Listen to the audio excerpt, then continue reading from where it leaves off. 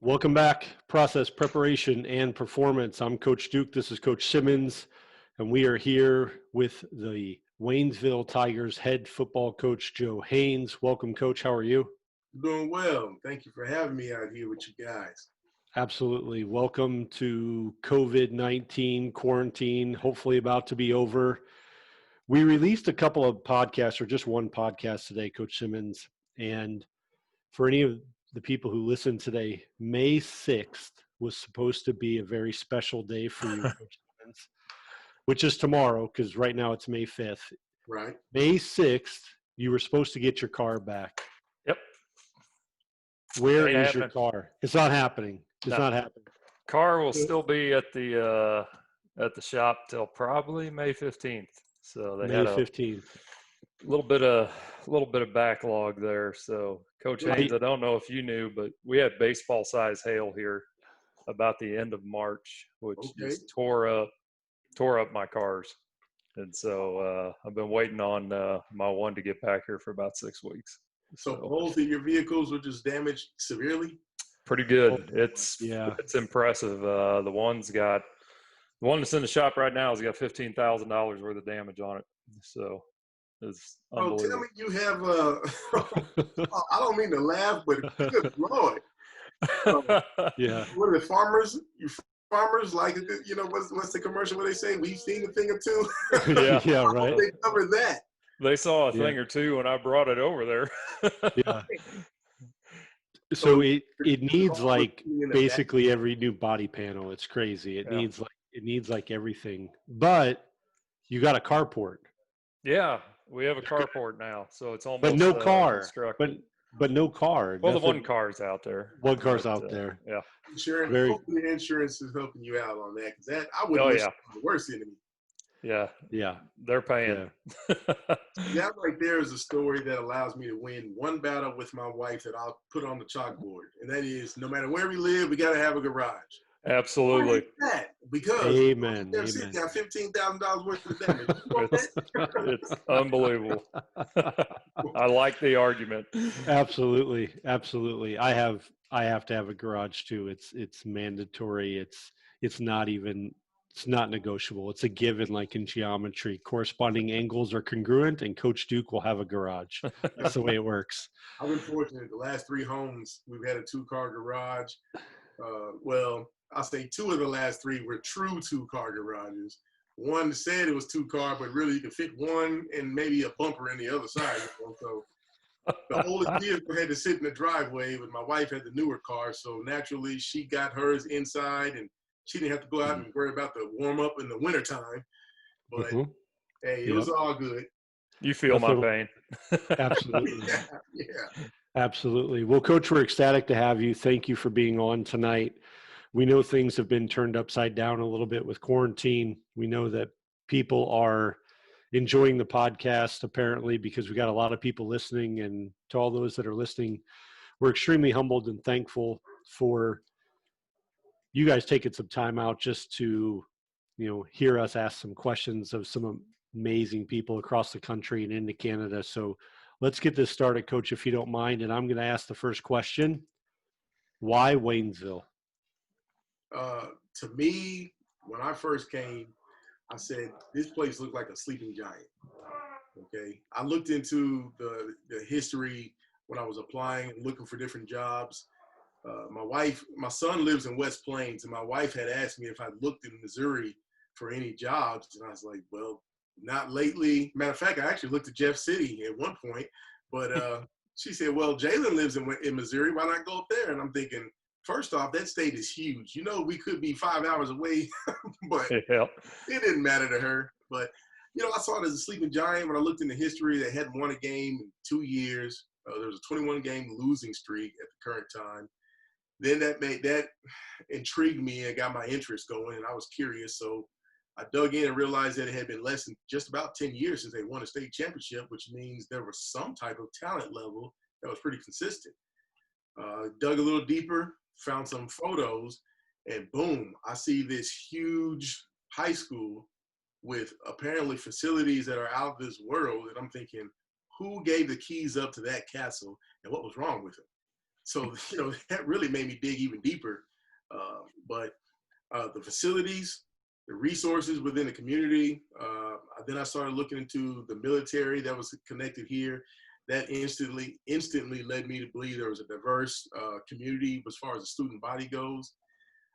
My alma mater, if you guys are on this Zoom meeting, you can see behind me this jersey and flag is my alma mater from Yeah. high school, orange, black, and white. So the school colors match. Same color. That photo up there is a place I worked. It's called in Batesville, Arkansas. Same school colors. And my kids graduated from Batesville. My wife and I graduated from Newport. And I said, hey, that orange and black is just calling. So let's just go see what it's about, Very cool. Very cool. So, it all felt great, it felt like it was the right fit for me personally at the same time, because they did call me and interview me, and then they actually asked if I would like to have the job. So I still had a chance to say, yes, I wanted it, or no, I declined. But I felt like, ultimately I could help provide the structure to turn the program back to its competitive ways of the past. And from the athletic director and the structure as far as the school and how everything ran, I felt like it could really be a good shot at making something special and letting everybody else who watched this thing go backwards say, man, I wish I would have jumped on board, You mentioned the military presence in Waynesville, and you've been there 2 years. I was looking up in your bio that you sent us when you were at Newport. You were in the ROTC program. Right. And my question for you is, you do have somewhat of a transient population that is in Waynesville with the base down there. What have you had to kind of deal with that, or how do you think that might impact what you're doing in the future? Well, I really bring it with my coaches. They would tell you the same. I bring a simple approach, and that is we have to stay on our toes. If you think about surrounding areas, for example, Lebanon is 30 minutes west of us. Raleigh is 30 minutes east. Camdenton is about 40 minutes north. Those three communities are the closest thing to Waynesville, and everybody sees those kids who grow up together. They know each other.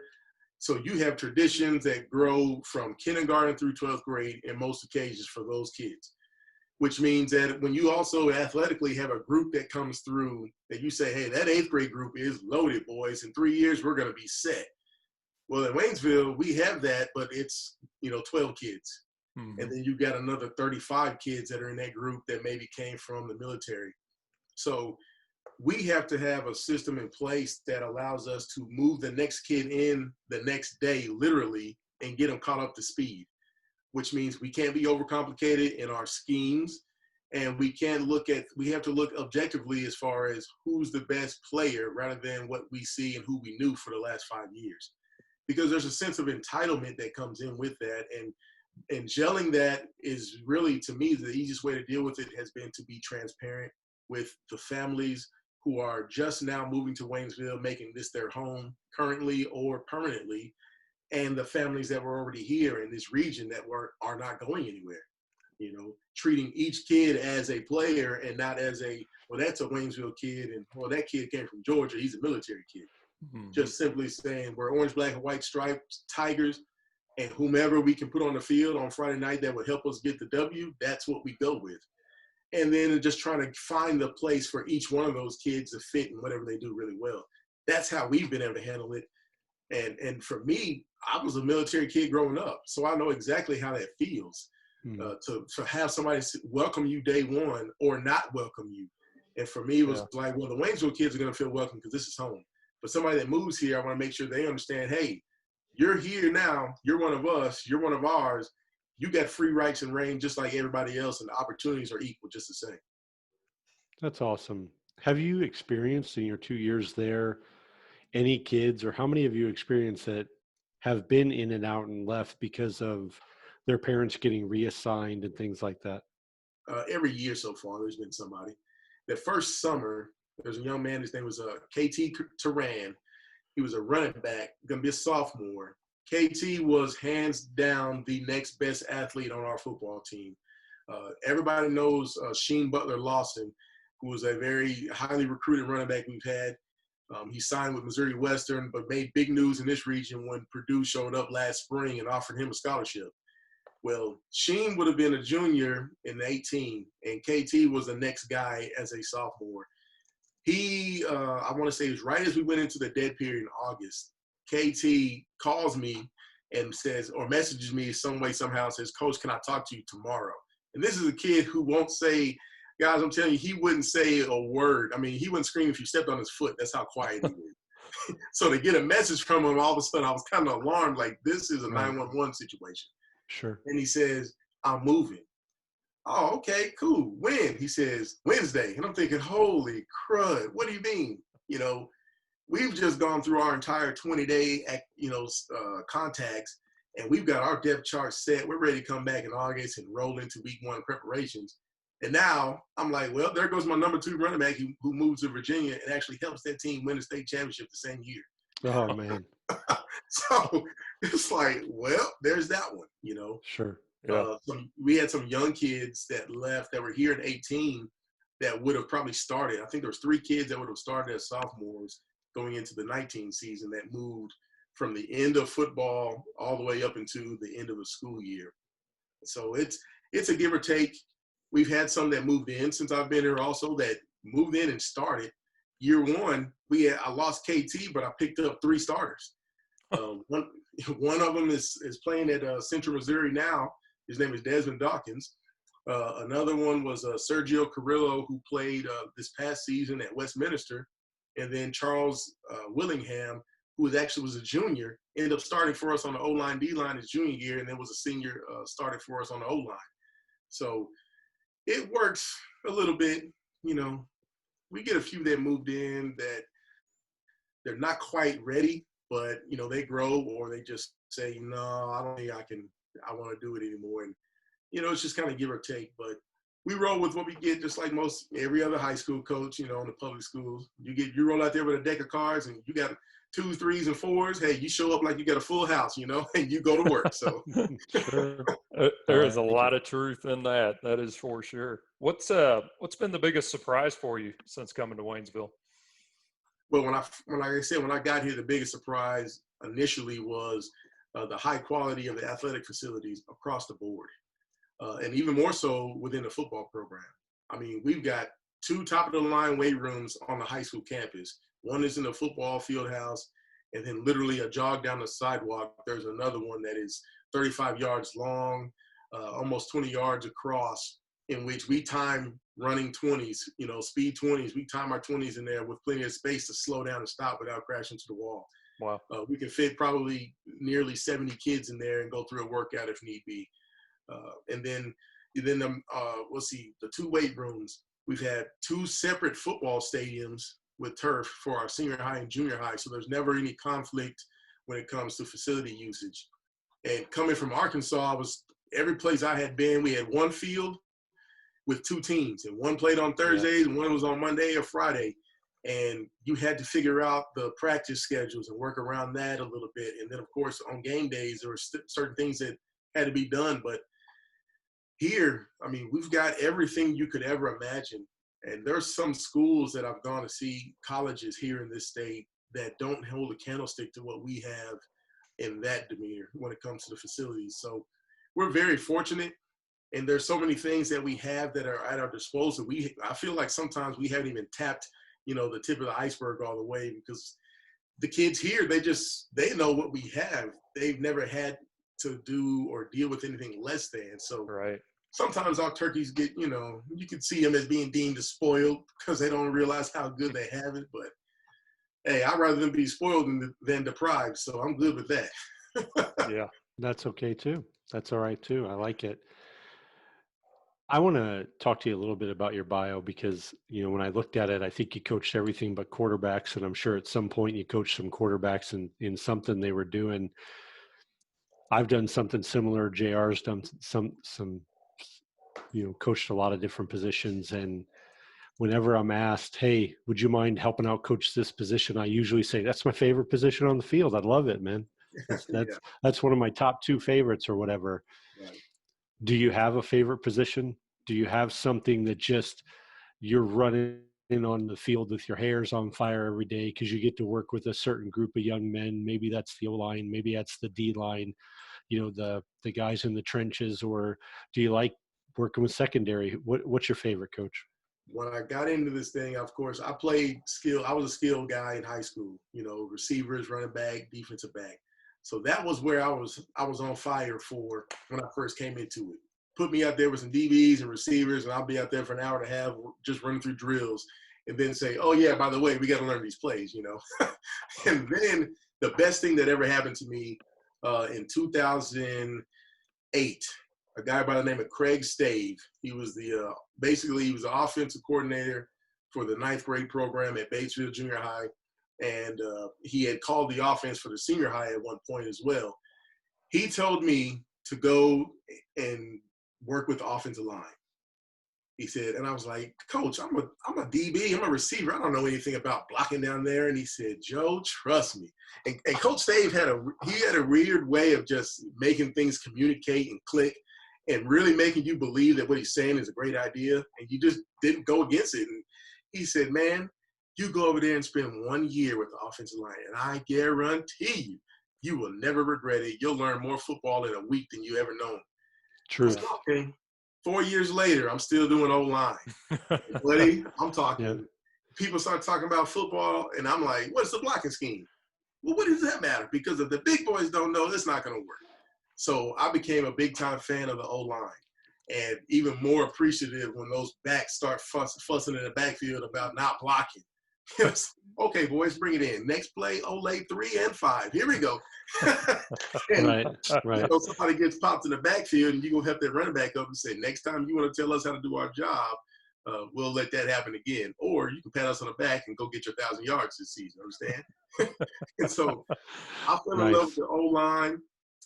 Naturally, that flipped when I got a chance to coach D-line when I was at Lyon College. And I was like, forget the back end. This is where it's at, baby, I still think I can go out there and coach DBs and receivers with no script. You just tell me what your scheme is. And, on defense, Coach, I want to run cover 3. Well, what kind of alignment do you want? You want inside shade? You want outside technique? You want loose press? How we want to do this? And a guy asked me that question about cover 3. And he said, tell me everything you know about cover 3 in 3 minutes or less. Go. And I asked him a question. What technique do you want? What?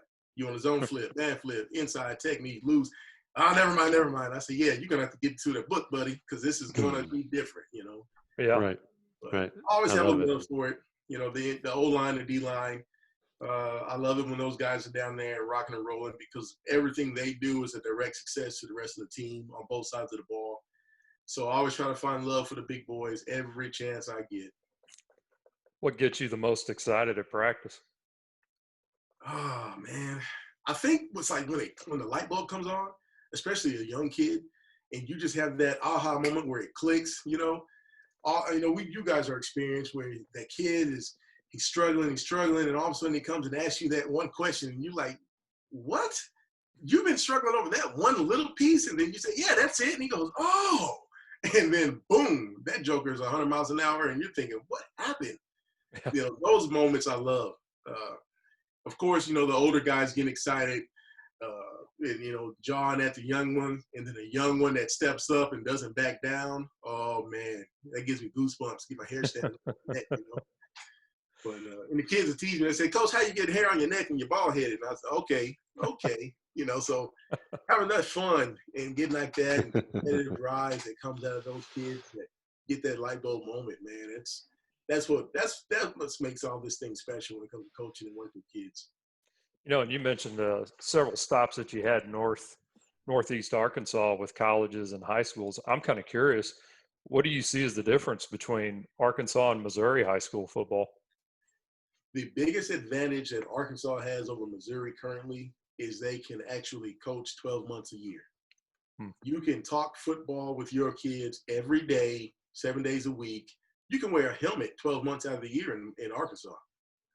You can throw a football every day if you want it. You just can't put on your shoulder pads. So having that time in the off season for, all those years I was there, we were able to start teaching the why to what we do and take a week and say, all right, this week alone, we're going to explain why we run this coverage and the different things that you're learning that you can see because of how we do it. And then we give them the positives of what we're doing defensively, as well as what we understand we're going to give up and what's going to be struggling. but the kids get a grasp of concept of why we do it. And then you can teach them how to be a better player and with that knowledge and understanding so that they're not moving so slow. Well, in Missouri, really, you get 20 days to do that in the summer with the current rules. And that's it. Once you get through that, everybody hits August. You are no longer trying to necessarily teach that kid the whys. You're scheming against who you're got to play. Mm-hmm. And then it just becomes, can I teach this scheme to our team as best I can so we can have a chance to win? And if I get a chance to explain the why, I'll take it. But that's the biggest advantage Arkansas has. I mean, they also play 10 regular season games, and you get a preseason. Here, most are 9 regular season games with the Jamboree. Yeah. Our preseason game doesn't have any – in Arkansas, doesn't have a limit to how many plays. It's just a clock. You play 4 quarters if you want to play full 4 quarters. You can go 20-minute half. I mean, it really becomes up to the schools and those coaches what they want to do. So you can really give your young kids a true shot to get out there and get a full quarter of experience and evaluate your entire team for what it's worth rather than trying to count plays and making sure, little Johnny gets his 3 and Frank gets his 3.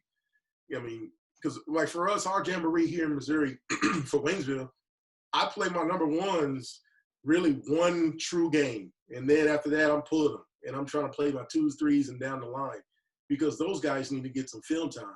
If I can't get them on film, I can't adequately tell them why they have fallen short according to what we feel our standards are, Yeah. If you take away that limitation, you can play 4 quarters and say, hey, all my 1s got the first, all my 2s got the second, and so on and so on. But that's where I think the difference is in Arkansas. And I will say this. I was on a Zoom meeting with Coach Drink up in Mizzou last Friday, and he asked a question, and, any questions. That's the one I posed to him was when Coach Odom was there, and I talked with him and his director of recruiting at their spring practices and said, hey, what are you guys going to do when it comes to spring football? Every state surrounding this state has it. Would you be willing to help us high school guys get on board? And when Coach Odom was there, the rep told me, well, we don't want to get involved with politics. But Coach Drake said it really fast. Guys, I was at Arkansas when Houston Nutt got it started for the state of Arkansas. I would love to go about that approach here and not necessarily worry about getting it perfect, but just getting it right. And then we'll work on the details later. Just let us get a football out. Let us get a football and go out there and talk. We don't even have to have a football. Just let us go on a field for 10 days and teach our kids.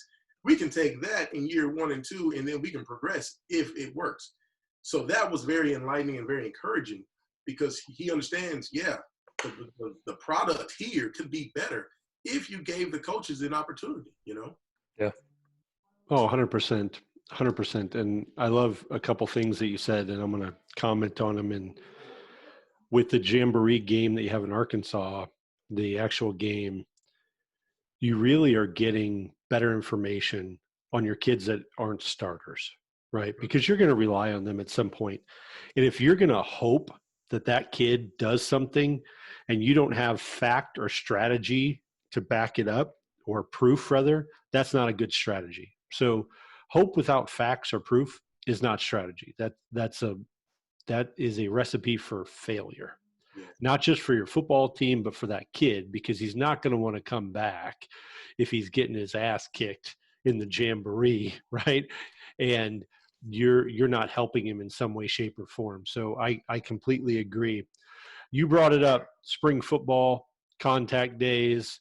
So I'm going to go off script here. Misha has apparently eliminated contact days. I got to be honest with you. It scares me a little bit. Yeah. Because baseball, basketball, wrestling, football, track, name a sport, and that coach decides we're going all out this summer. How do we help the kids? And should we keep it regulated in some fashion? Like Waynesville, we have, I believe it's 20 plus sports. And my program, I know 2/3 of my team are multiple sport athletes, 2, 3, or even some of them 4 when you take outside school activities. Mm-hmm. That 20 days, I can understand having a limit for not overloading and then taking that cap off this summer.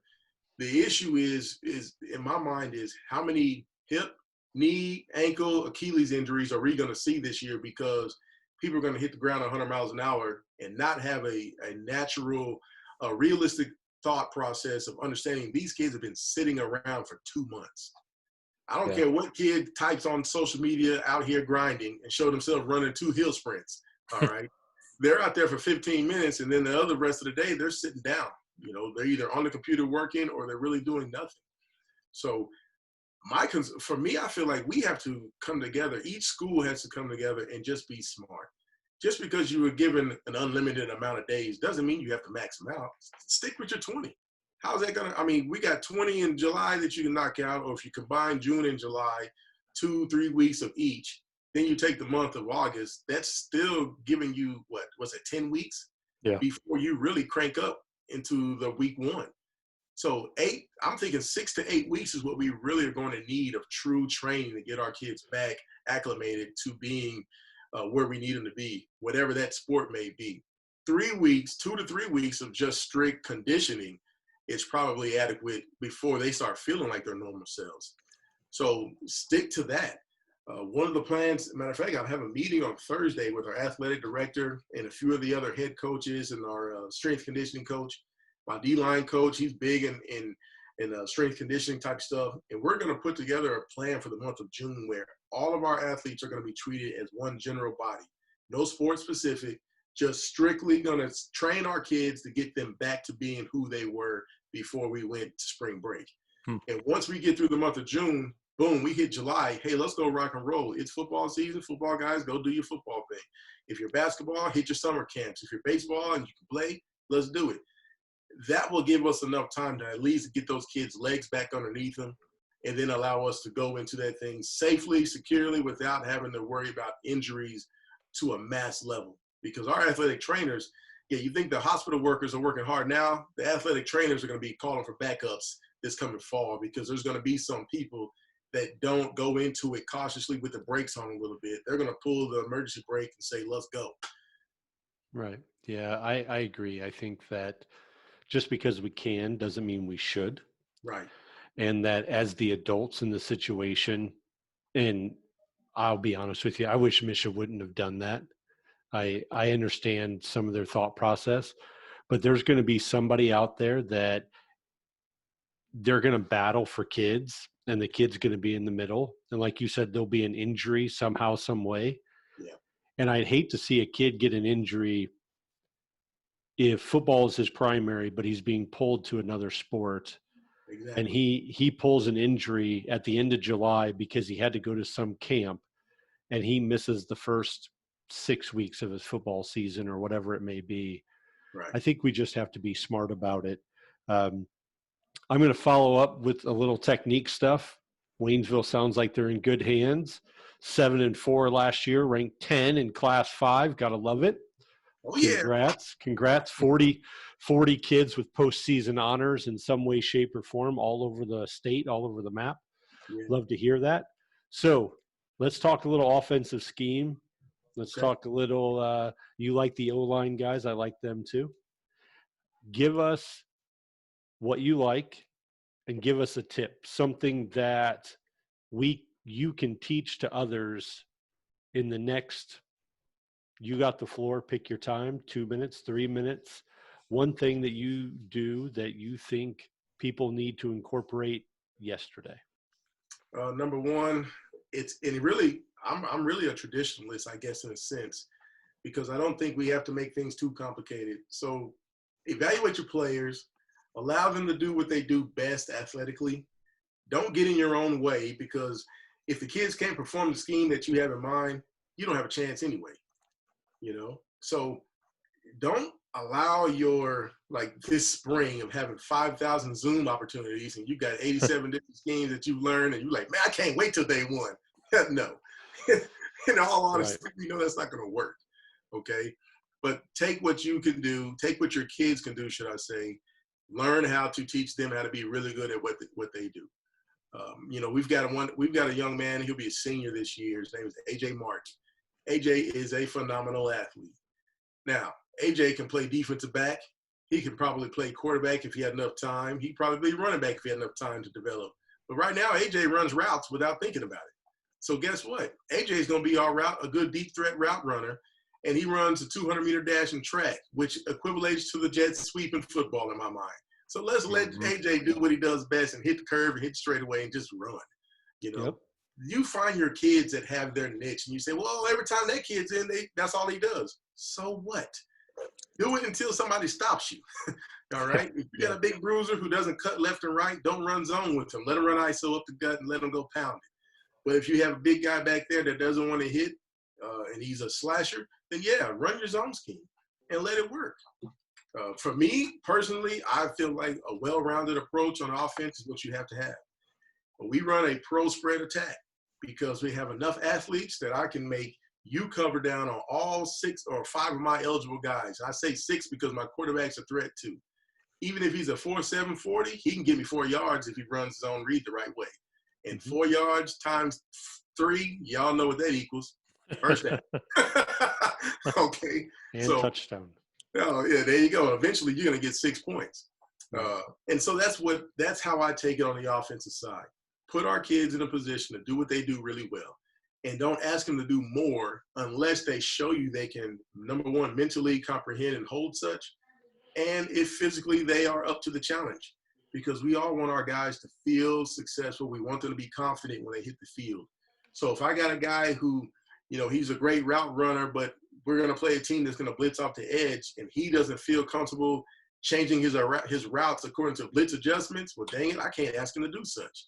So just give him what he can do or what I need him to do regardless so that he can still be great at what he does. That's how we've operated from a 2-quarterback system, basically. I've told my guys, if you're the number one and if you're the starter naturally, if you're the backup to the number one, you will be starting somewhere on the field. Because if you're good enough to back him up, that means you're good enough to be on the field to help us somewhere. So for 2 seasons now, I've had my 1 and my 2 both starting in some shape, form, or fashion. They're both taking snaps throughout the game or lining up at receiver, or even playing defensive back if needed because we want to get our best 11 out there. In the backfield, we're going to have a stable of running backs. Can you say there's a number 1 back? Sure. But he's going to have 2 or 3 guys behind him that, like I mentioned, they do one thing really good, and I'm going to let them do that one thing really good when it's time to do it. And if you figure it out as a defense, congratulations. But you can't stop all of them at the same time. So have fun. And on the flip side, we do the same thing on defense. We run a 4-2-5 defense, which is a very flexible defensive scheme. And we give each kid their one part and say, this is how you do your job really well. And I allow the defensive coordinator to conduct the entire puzzle pieces and be the puppet master, basically. So those kids go out there and they think about their job and they execute their part to where our full 11 looks very good. You mentioned a lot of different athletes' names there. You've been around football for a while. Who's the best athlete you've seen? Oh, man. So you guys are familiar with D'Angelo Williams, running back, played at Carolina Panthers for the most part of his career, ended the last part at Pittsburgh Steelers. Yeah, sure. I actually competed against D'Angelo from junior high through senior high. We were in the same football conference in high school. Oh, man. Okay. And he was 5'8" at best. Okay. With a helmet on, 5'9.5". All right. He was a hard-working joker, man. But the thing is he was an NFL caliber player after he went to Memphis. But he wasn't even the best athlete in our conference when we were in high school. But a guy by the name of Chris Baker. Chris Baker was about 6'3", 6'4", solid, wide receiver. I'm talking 4'3" or better, 40-yard dash kid at Osceola High School. All right. He had played a short stint at the University of Arkansas. Chris Baker, as a true freshman, was moved up to the varsity and was one-on-one beating our Division I defensive back as a senior. Courtney Ratliff was a guy who went to Arkansas Tech, and he was taking those guys and eating lunch with them. I mean, he was the freak of all freaks that I've ever been across the field from, looking across the sideline, whatever you put it. At high school level, he shocked. I mean, he was across the board, the best. And you talk about going to a 100-meter dash, state district finals, for a conference championship, and you got D'Angelo and Chris Baker both in the finals. And at the 50-meter mark, Chris Baker is looking back over his shoulder because he's got everybody beat by 15 meters. He's high-stepping and talking noise because he knows all he has to do is cross the finish line in first, and he's going to state, and D'Angelo was humping it to finish in second, but Baker's way up there like, yeah, I'm the best. That's right. And, well, work ethic plays into part because just freak athleticism doesn't get you all the way to the show. That's for sure. When you mentioned that name, which is obviously somebody Coach Duke and I've never heard of, kind of reminded me of the 30 for 30 they did on Marcus Dupree, which is the best that never was. And we were talking to somebody on this podcast, I can't remember, it was several weeks ago, and I said, there's been a lot of great athletes that Jeff City never saw, and there's a lot of great athletes that a lot of places never saw. But whatever happened to Chris? Well, I mean, I know he went to U of A. He went to junior college. I think he qualified. He was at U of A either 1 or 2 seasons, and then that's it. I don't know anything else, man. But he was a phenomenal athlete, no doubt about it. I mean, this guy was – he had everything you wanted for an athlete in general. He probably could play any skill position. I know in junior high he was the quarterback, and he could still throw it, and by the time he was in high school, he was a split end and played defensive back and was just phenomenal. Wow. We always tell kids that one of the saddest things you'll ever say in life is, I wish I would have. Yeah. Right? I wish I would have studied harder for that test. I wish I would have paid attention to that girl who might have been my future wife. I wish I would have showed up to practice on time. Right. I wish I would have done the push-ups I said I did.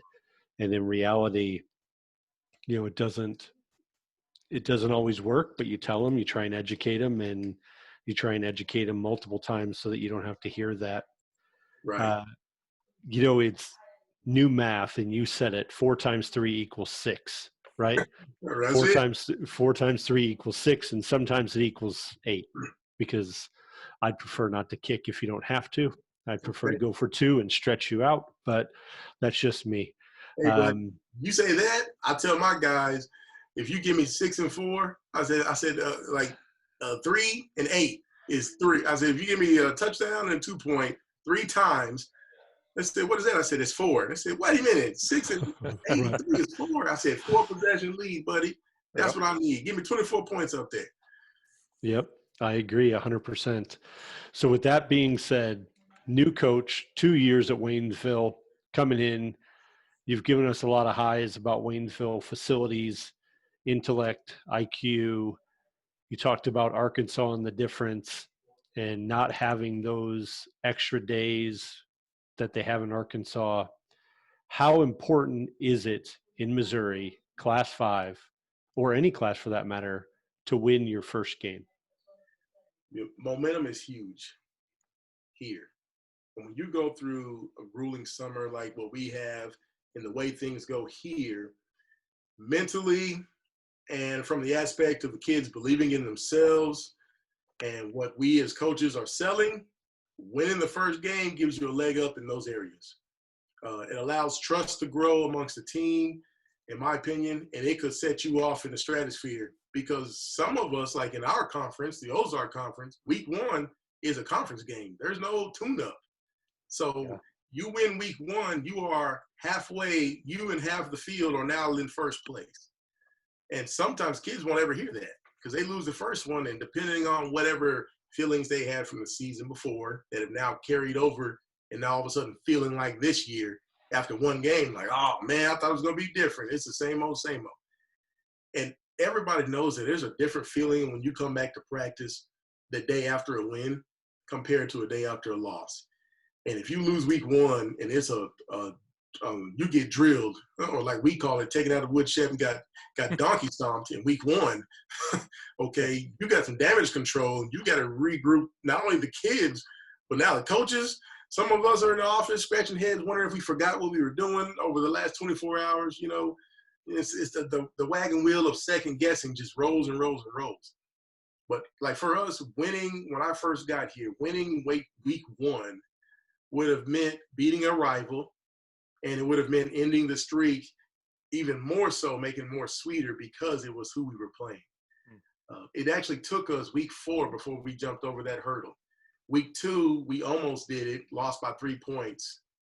But week 1 and 3 were 2 beatdowns that we didn't want to talk about anymore, Yeah. And seeing the kids still hang on, it was difficult because we're a month into the season.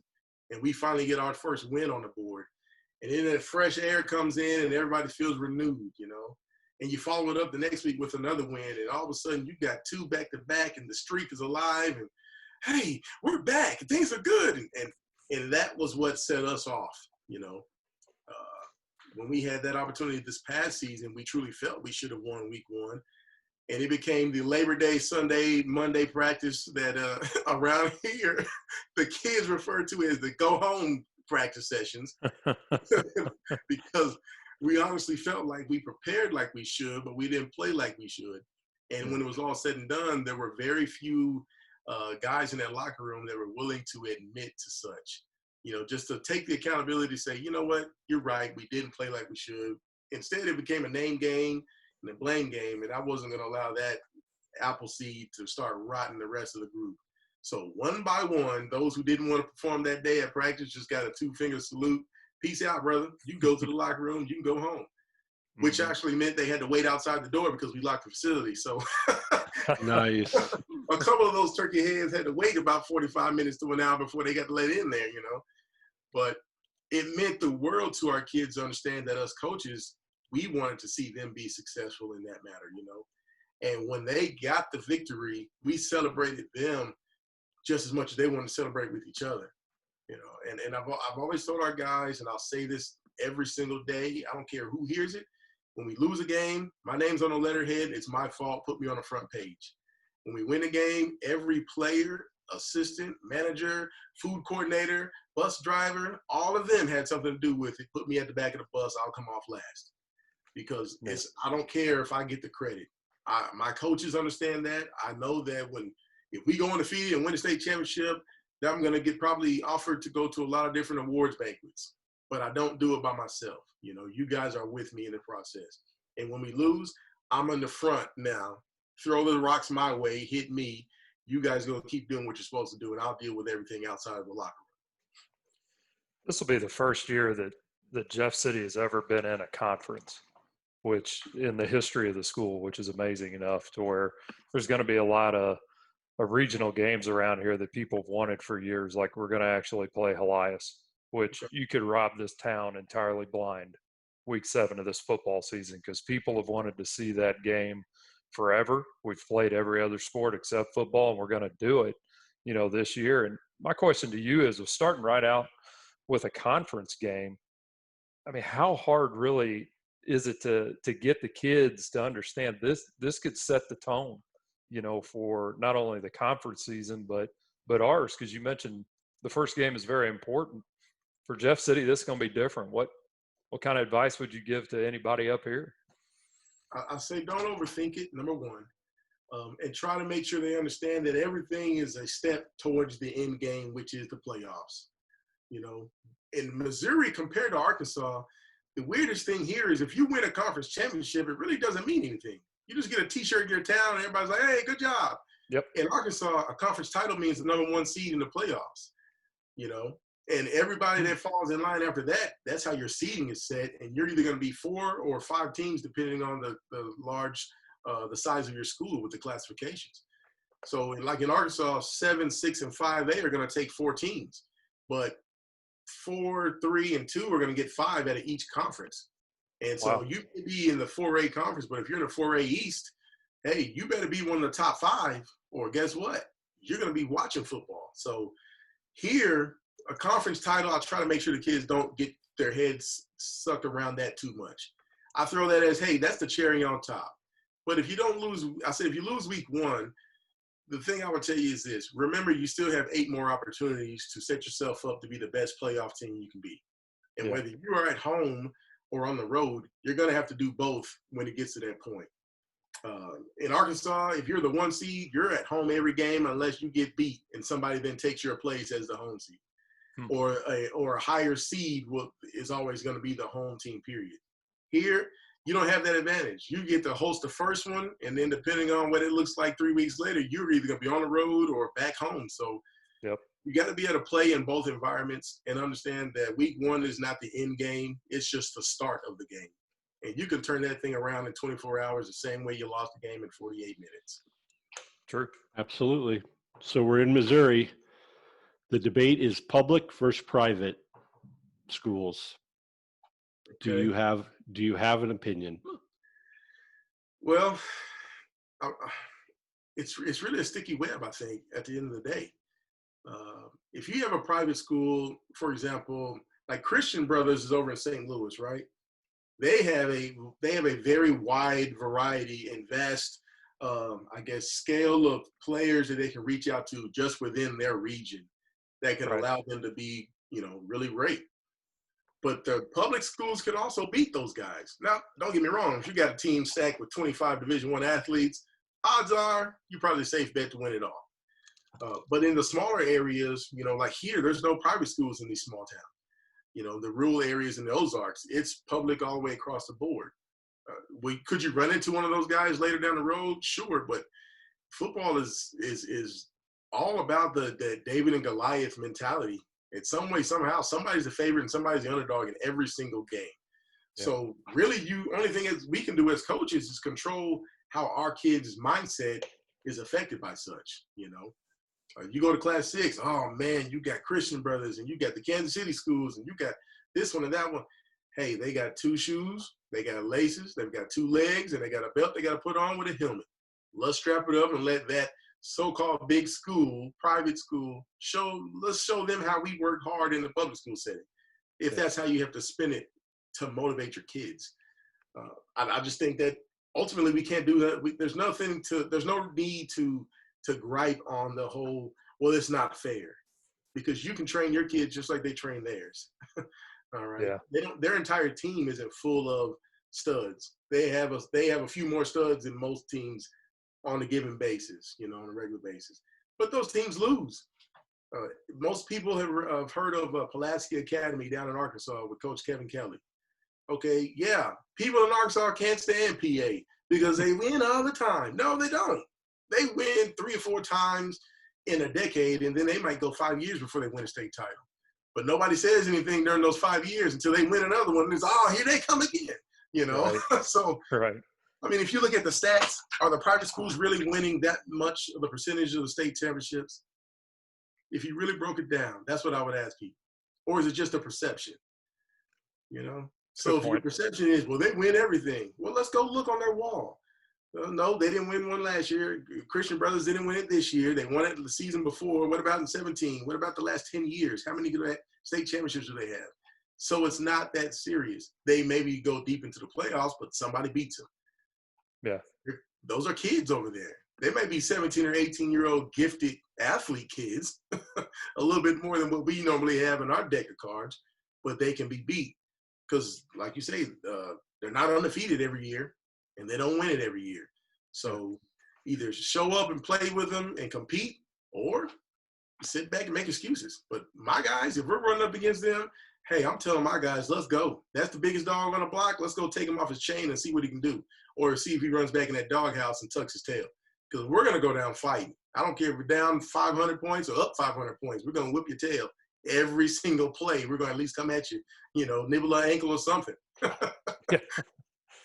I think you bring up a very good point with that, just because of the fact that, back in 2017, I coached baseball here too. And we had a really good group for 2 years in a row. We ended up winning the thing. And it made us, because there were certain teams that we couldn't beat, it made us change what we were doing. And it made us better coaches. It made the players a lot better players, because we had to change what we were doing if we wanted to go and compete deep into the postseason. And our big rival at the time was 30 miles up the road here, Columbia Rockbridge, where there was 5 straight district title games that we played against them, and we could not beat them. We could beat everybody but them. And so we had to figure out a way to kind of do some things different. And they're a public school, but eventually we'd run into your Viannis and your Rockhursts and all these others. And, we finally got there, but it took us a while and it was annoying. But I think, like you said, you can either sit here and make excuses about it, or you figure out a way to make it work to your advantage. And I think that's what we finally ended up doing. So we ask you off air, Coach Duke and I contend that there is only 3 ways to run the football. And we actually put up a Twitter poll on this. It's been several weeks. We had some people disagree with us, and we're like, well, come on here and prove it. Ain't heard a word from anybody. It's just like crickets all over the place. But we always ask the guests, do they believe that with us, there's only 3 ways to run the football, that it's inside the tackles, outside the tackles, or option, which gives you basically an inside the tackle look and outside. Do you agree, disagree, got something to add to it? What's your thoughts?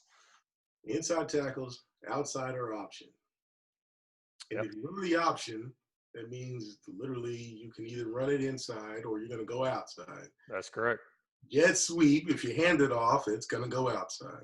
I mean, Yep. really, there's only 3, yeah. When it comes to the run game, you're either inside or outside, or option pitch of some sort, be it zone option, whatever your offensive, you could be the wishbone, flex bone, whatever bone, dinosaur bone, doesn't matter. Okay, if you're pitching the ball, it's an option. So, yeah, I would agree with that. All right. I tell you, we're coming up in the poll then. We're winning. We're winning. So somebody tried to argue with us one time. We're like, well, what are you going to run backwards? I mean, I guess you could, but where else are you going to run the ball?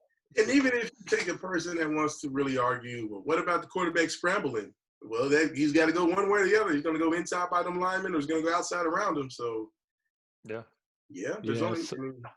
Well, if you're a defensive guy and you're breaking down run game, and you got a kid who's like, I don't understand what to read. You talk about jab coaching. Look, son, they can either go in, out, or they're going to option it. It ain't that hard. Just find the ball and go get it. Pretty easy. Okay. Pretty easzy. Pretty easy. We had somebody say misdirection, and we're like, well, where's the ball going? Is he running out of bounds? Where's he going? The detail in that entire deal is the ball. Not the movement, not the motions, not the alignment, the ball. Does it end up going in, out, or option? And yeah, at the end of the day, if you're going to run the ball, that's it. Because even RPOs, that's considered a pass. Right. So you can't even throw that in there for those new age guys. Or let me ask you guys a question. How many times have you guys heard somebody use the phrase pin and pull? And then look at them and say, draw it up. And you see it and you go, man, that's butt sweep. Are you guys with me? Yeah. I don't disagree. Okay. Because it's just a fancy way of saying it. Man, wish I could go on ESPN, because I would love to say pin and pull. I mean, buck sweep. And people will say, what's buck sweep? I'll be famous. They'll have me on Monday Night Football like they got the booger. Yeah, that's right. That's right. I mean, at the end of the day, it's hook driving down. I'm telling you, man. That's the block. Oh, buddy. But I love how we as football people try to do like education and give a new acronym or a new phrase for something that was been around for 50 years already, Yeah. But all concepts, it's been around a while. Everybody's got a name for their wheel. It is what it is. It's amazing the terms some people come up with sometimes. They'll be like, well, that's this. I'm like, put that in English. Just explain it to me in plain English here. It's just crazy sometimes. I was in St. Louis for a clinic this past February prior to COVID-19, so I'm good, okay?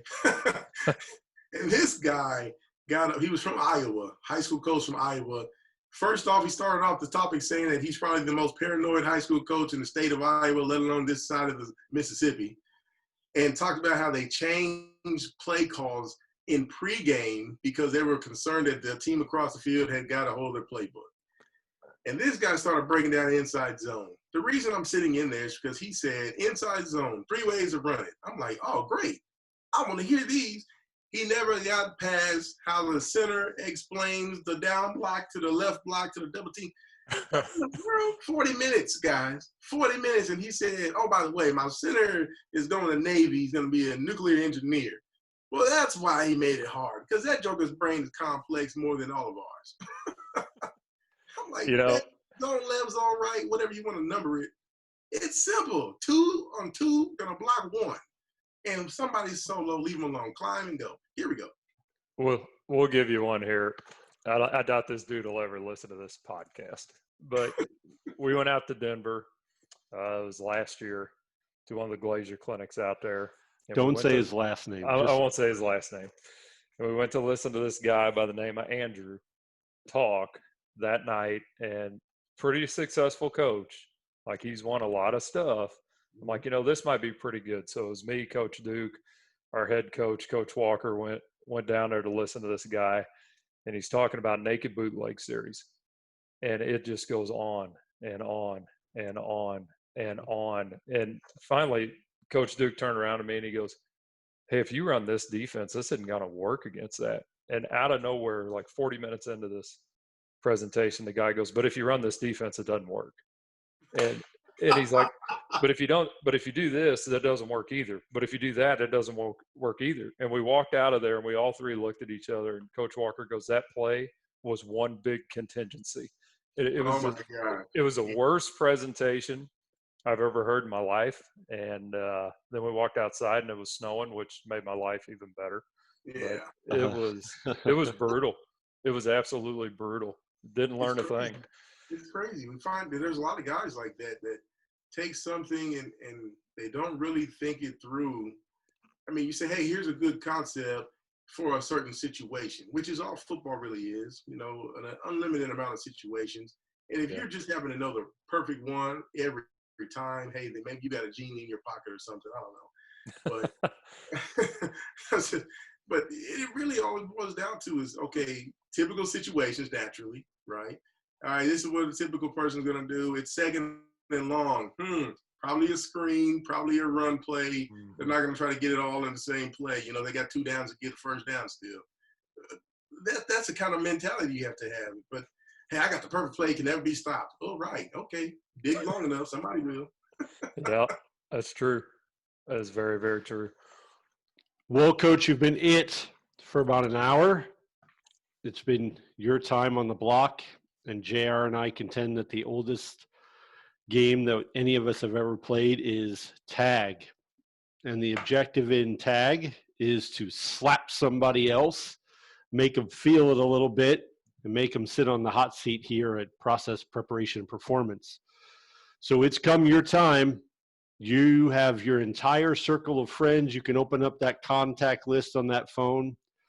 And JR and I are going to sweeten the deal. If you pick somebody on our bucket list, of which we're not going to tell you who's on the bucket list, we are going to donate money to your charity and to that person's charity. So at the end of the day, who are you going to tag? The bucket list. Is it regional guys? Not necessarily. Coach, you can't ask questions now. It's pretty wild. Don't be that kid in the film room asking questions, trying to get the answer about what you're going to eat on Thursday before the game. No, I'm just kidding. Oh, no. Those are the best turkey heads, aren't they? Yeah, those are the best. Those are the kids you shake your head and say, "Really? You Really, Johnson? them. That's how it is." Okay. He's worried about the snack bag, Coach. Let's move on. Oh boy. Let's see. Somebody I think is going to jump on this thing. Hey, I'll tell you who's a good one. I think Coach Blake Anderson, Arkansas State University. He would be phenomenal. Okay. He'd be phenomenal. All right. Coach Blake Anderson, you've been tagged. Coach is going to help get it set up so that you are on the next episode of Process Preparation and Performance. And Coach Haynes will tell you off air if he's on the bucket list. If he is, some money is going to the charity of your choice. It's not a lot of money. JR and I are paying for all this ourselves. So I got a car I got to fix, for crying out loud. JR's got a $15,000 car bill or something like that. But we've really enjoyed our time here. The Waynesville Tigers are in good hands. Yes. Orange and black. They've been good to you, and you look good in those colors, Coach. And I couldn't see everything that sign says, but it says a good coach can change a game. A great coach can change a life. It's 100%. Waynesville's got a great one. Waynesville's got a great one. Congratulations, Coach. I hope you have a lot of success there. I hope you move up the ranks as you should. And we've thoroughly enjoyed it. Thanks for being here. Yes, for sir. Another episode of Process Preparation Performance. It's me, Coach Simmons, Coach Joe Haynes. Go check them out on Friday nights at Waynesville. All right.